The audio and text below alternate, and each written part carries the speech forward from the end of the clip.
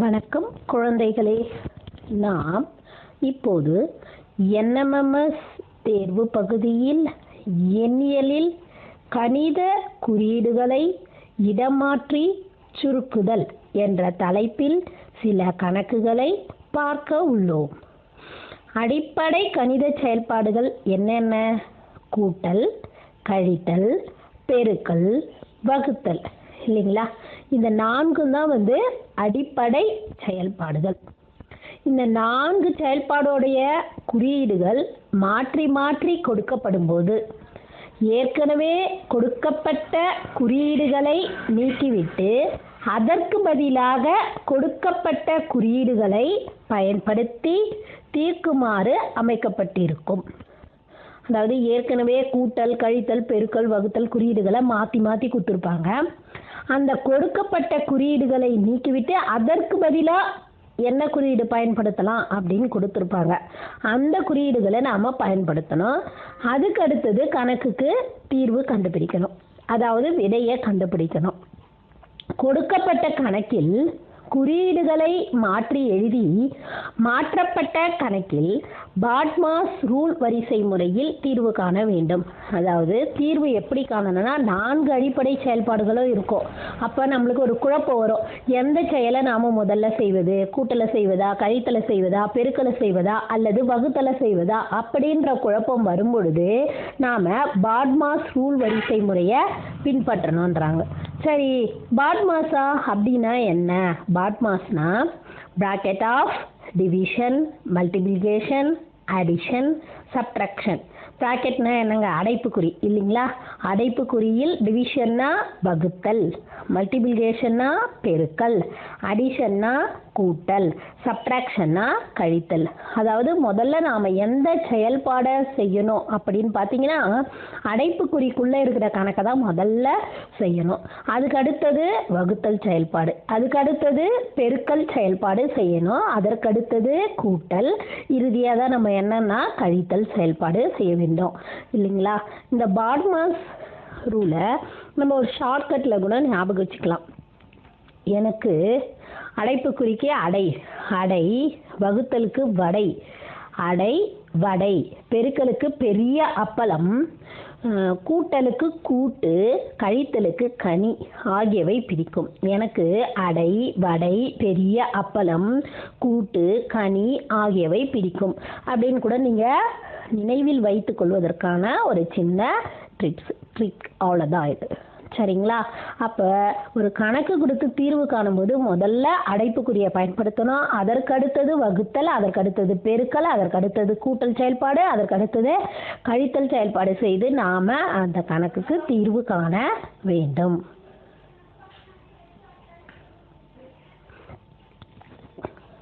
இப்போ பாருங்க, கணித குறியீடுகளை இடமாற்றி தீர்வு காணல்.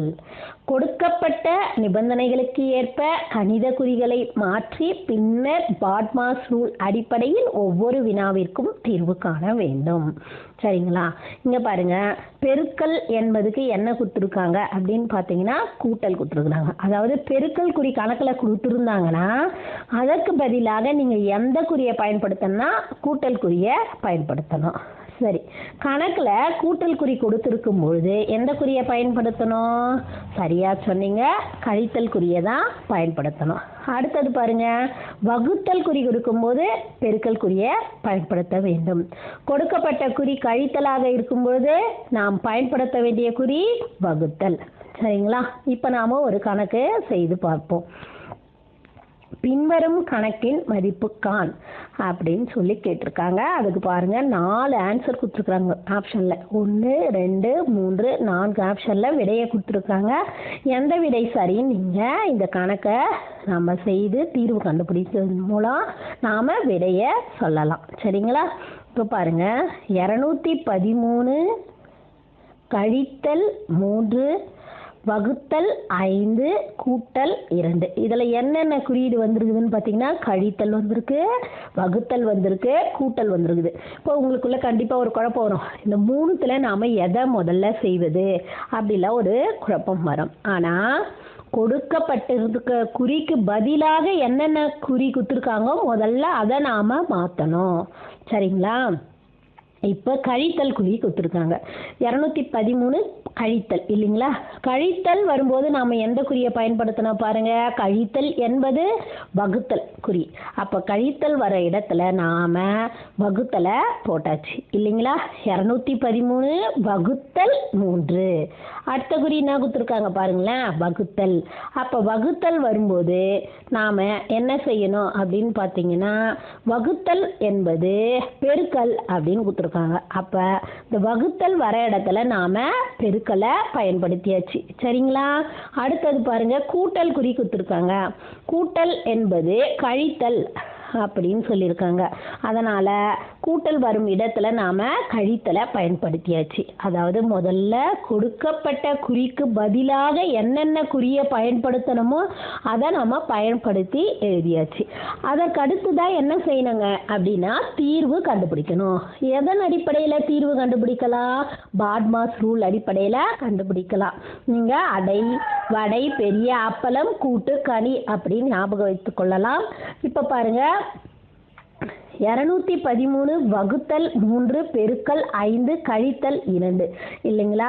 வகுத்தல் பெருக்கல் கழித்தல்ல எதை செய்யணும்? டிவிஷன் தான் ஃபர்ஸ்ட் இருக்கு இல்லைங்களா? அப்போ நாம் வகுத்தலை செய்ய போகிறோம். அதாவது 213 வகுத்தல் 3 இல்லைங்களா?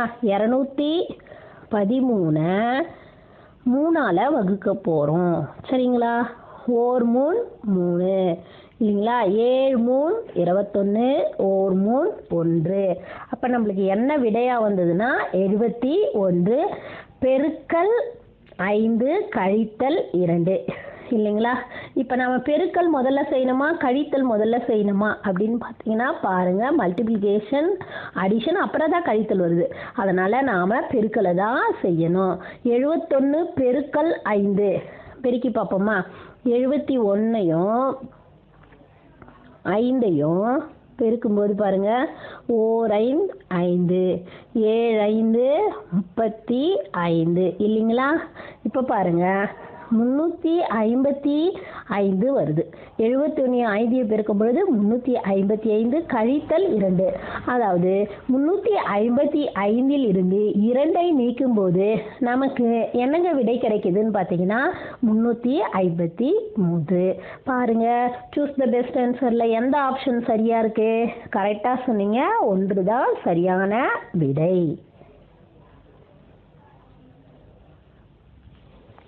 மற்றும் ஒரு கணக்கை நாம செய்து பார்க்கலாமா? இப்போ பாருங்க, கூட்டல் என்பது பெருக்கல் என்றும் கழித்தல் என்பது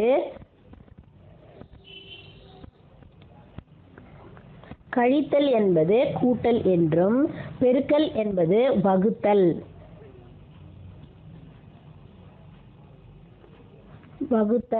வகுத்தல் என்பது கழித்தல் எனவும் கொண்டால் அப்படின்னு கொடுத்துருக்காங்க இல்லைங்களா? இங்கே ஒரு கணக்கும் நமக்கு கொடுத்துருக்காங்க. இப்போ பார்க்கலாங்களா? பாருங்க, முதல்ல நம்ம கணக்கு எடுத்து எழுதுவோம்.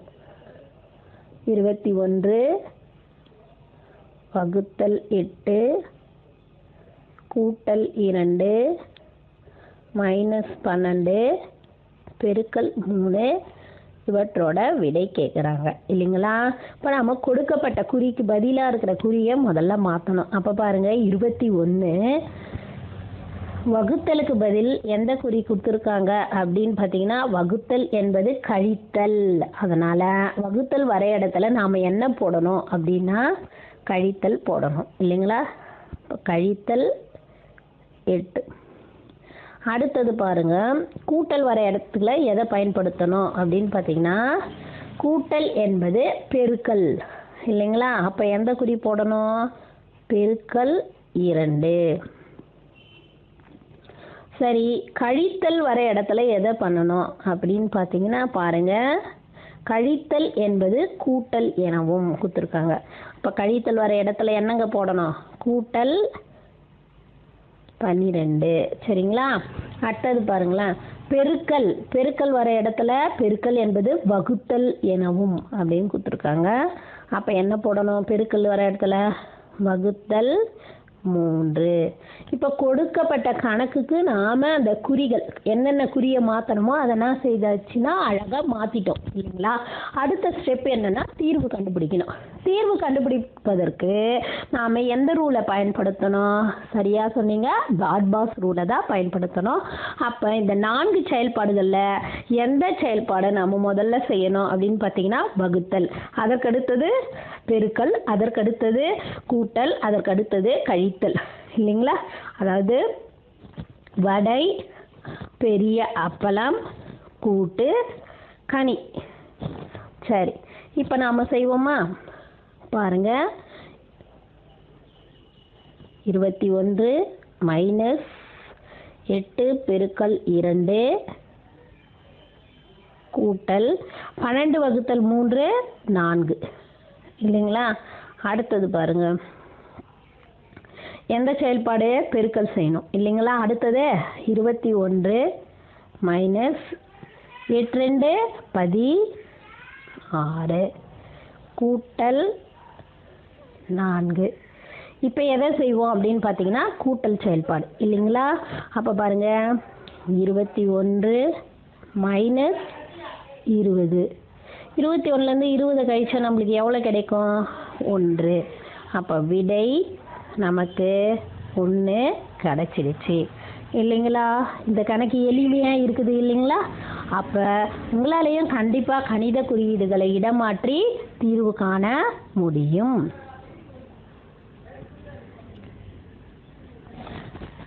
மாணவ செல்வங்களே, இது உங்களுக்கான மதிப்பீடு பகுதி. இந்த கணக்குகளை கண்டிப்பாக உங்களால் தீர்வு காண முடியும். விடையை கண்டுபிடியுங்கள் மாணவர்களே. நாம் இப்போது எண்ணியல் திறனில் 2வது தலைப்பான எண்களை இடமாற்றி தீர்வு காணல் என்ற பகுதியை பார்க்க உள்ளோம். எண்களை இடமாற்றி தீர்வு காணல் அப்படின்னா என்னங்க? அதாவது நாம் முந்தைய தலைப்பில் கணித குறியீடுகளை இடமாற்றி பாட்மாஸ் ரூலை பயன்படுத்தி தீர்வு கண்டுபிடிச்சோம் இல்லைங்களா? அப்போ கூட்டல் குறிக்கு பதில் அவங்க என்ன குறி கொடுத்துருக்காங்க, கழித்தல் குறிக்கு பதில் என்ன குறி கொடுத்துருந்தாங்களோ அதை பிரதியிட்டோம். அதுபோல் அந்த அடிப்படை செயலிகளுக்கு என்னென்ன குறி அதற்கு பதிலாக கொடுத்தாங்களோ அந்த குறியை பிரதியிட்டு அதுக்கப்புறமா பாட்மாஸ் ரூலை பயன்படுத்தி தீர்வு கண்டுபிடிச்சோம்.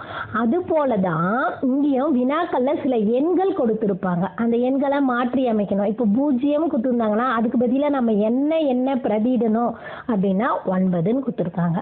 1 என்ற எண்ணுக்கு பதிலாக 8, 2க்கு பதிலாக 7, 3க்கு பதிலாக 6, 4க்கு பதிலாக 5, 5 என்ற எண்ணுக்கு பதிலாக 4, 6 என்ற எண்ணுக்கு பதிலாக 3, 7க்கு பதிலாக 2ஐயும், 8க்கு பதிலாக 1ஐயும், 9க்கு பதிலாக நாம் 0ஐயும் பயன்படுத்தி பாட்மாஸ் ரூலையும் பயன்படுத்தி அந்த வினாவிற்கு நாம் தீர்வு கண்டுபிடிக்க வேண்டும். இது மிகவும் எளிமையாக இருக்கும், எளிதில் நம்மால் தீர்வு காண இயலும்.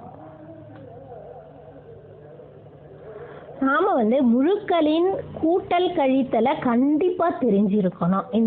அப்போ கூட்டல் இருக்குது, இங்கே கழித்தல். அதாவது 2 எண்கள் மிகை எண்களாகவோ அல்லது 2 எண்கள் குறை எண்களாகவோ இருந்தால் நாம் செய்ய வேண்டிய செயல்பாடு என்னன்னா கூட்டல் செயல். இப்போ உதாரணத்துக்கு பாருங்க, மிகை எண் இது இல்லைங்களா, கூட்டல் குறி 3 என்பதும் மிகை எண் கூட்டல்.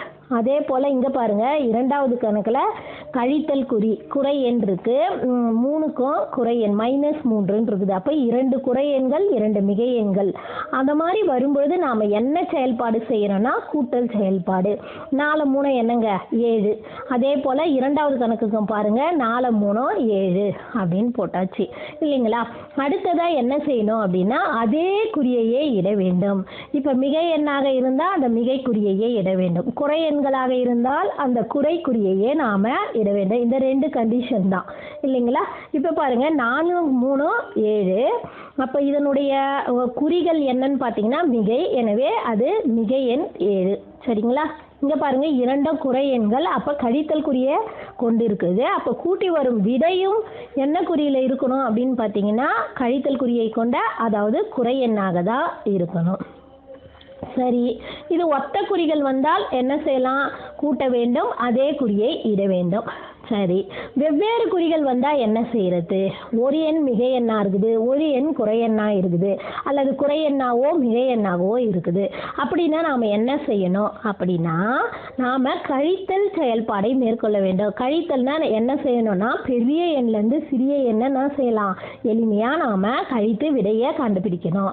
அடுத்ததாக என்ன செய்யணும்னா, இந்த இரண்டு எண்களில் மிகை எண்ணோ குறை எண்ணோ, அந்த இரண்டு எண்களில் எந்த எண் பெரியதோ அந்த எண்ணோட குறியை தான் நாம் பயன்படுத்தணும். இப்போ பாருங்கள், -4 கூட்டல் 3, அடுத்த கணக்கில் பாருங்கள் 4 - 3 இருக்கு இல்லைங்களா? அதாவது ஒன்று குறையெண் மிகையெண், அடுத்தது மிகையெண் குறையெண், அது போல் இருக்குது.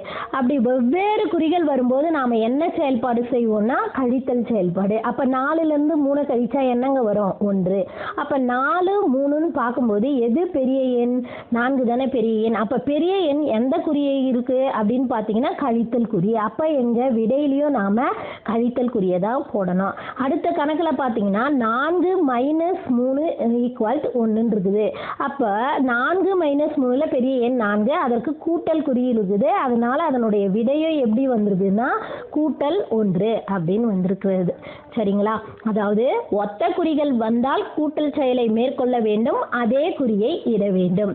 வெவ்வேறு குறிகள் வந்தால் கழித்தல் செயலை மேற்கொள்ள வேண்டும், பெரிய எண்ணின் குறியை இட வேண்டும் அப்படின்னு நீங்கள் எளிமையாக நினைவில் வைத்துக்கொண்டு விடையை தவறில்லாமல் நீங்கள் கண்டுபிடிக்கலாம்.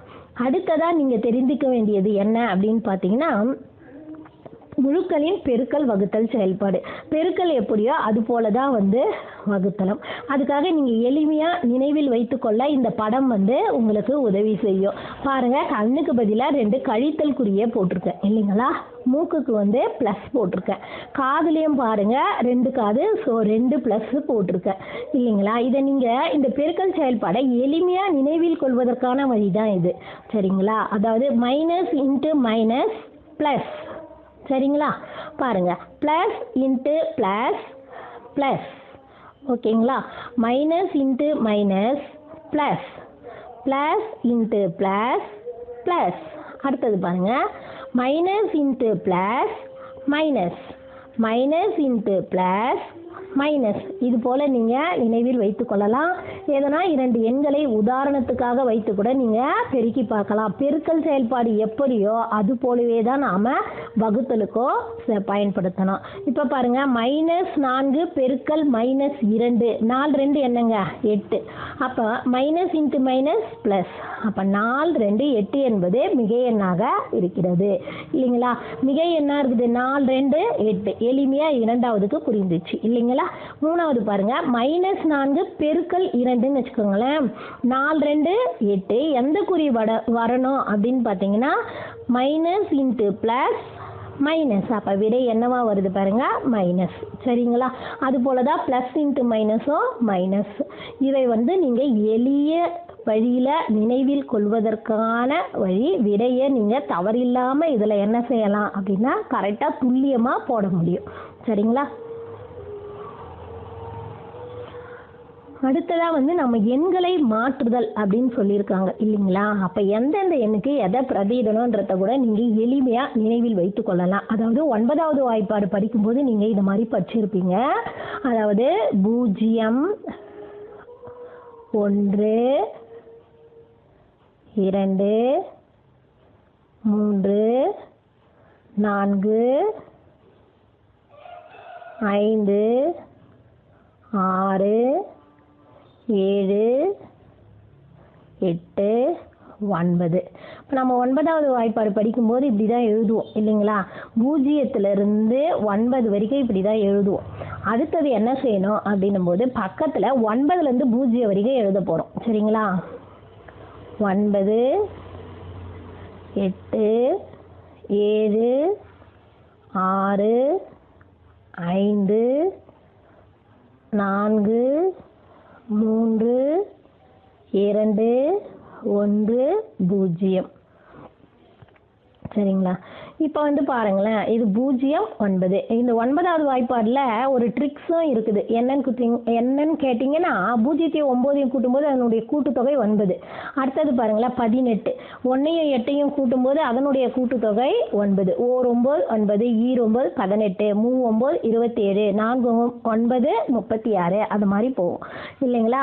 ஆனால் இந்த ஒவ்வொன்றினுடைய கூட்டுத்தொகை 5 4 9, 6 3 9, 7 2 9, 8 1 9, 9ஓட 0த்தை கூட்டும்போது 9.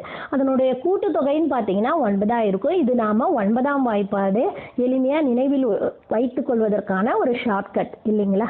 இப்போ பாருங்க, நம்ம 0 என்ற எண்ணுக்கு பதிலாக எதை பயன்படுத்தணும்? 9. 1க்கு பதிலாக நாம என்ன பயன்படுத்தணும்னா 1 கூட எதை கூட்டினா 9 வரும்? கரெக்டாக சொன்னீங்க, 8. அப்போ 1 8 9. 1க்கு பதிலாக நாம எந்த எண்ணை பயன்படுத்தணும்? 8. அடுத்தது பாருங்க, 2க்கு பதிலாக எந்த எண்ணை? 2ஓட எதை கூட்டினா 9 வரும்? சரியா சொன்னீங்க, 7 தான்.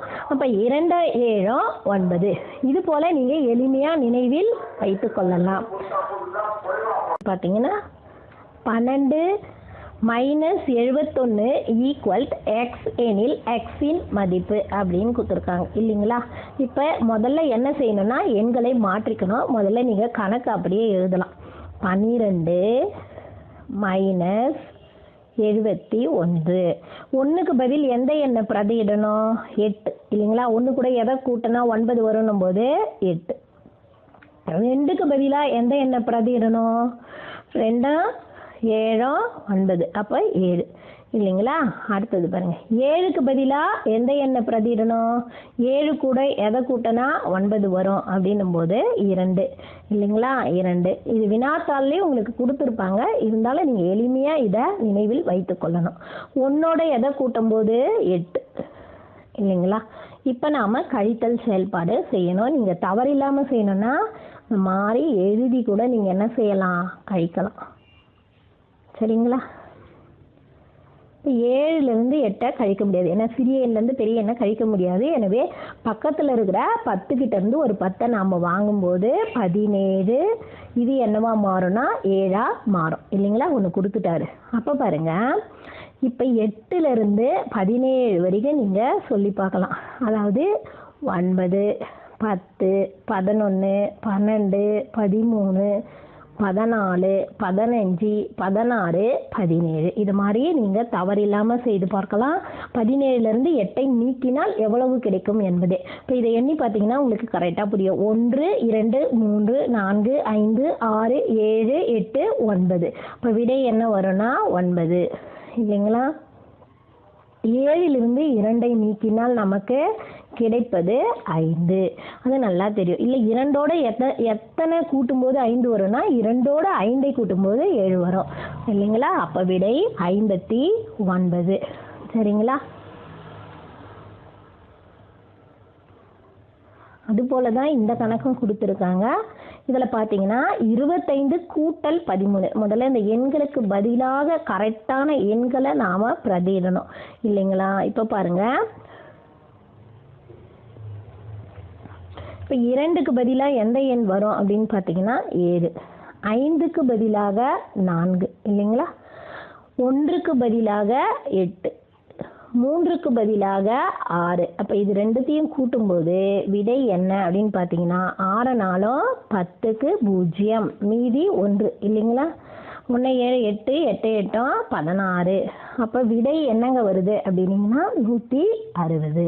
அது போலயே தான் வந்து அடுத்த கணக்கும் நாம் பார்க்க போகிறோம். இந்த கணக்கு பாருங்கள், 13 பெருக்கல் 29 இருக்கு. 13 பெருக்கல் 29. இப்போ இதுக்கு பதிலாக எண்களை பிரதியிடணும். 1க்கு பதிலாக எந்த எண்ணை பிரதியிடலாம் அப்படின்னும் போது 1 கூட எதை கூட்டினா 9 வரும்? 8.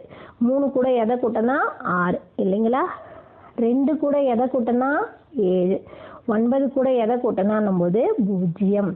இப்போ பாருங்கள், 0 6 42க்கு 2, மீதி 4 இல்லைங்களா? 8 56 4 60. பெருக்கும்போது நம்மளுக்கு 6020 விடை கிடைச்சிடுது இல்லைங்களா? இந்த கணக்கு செய்வது எவ்வளவு எளிமையாக இருக்குது இல்லைங்களா?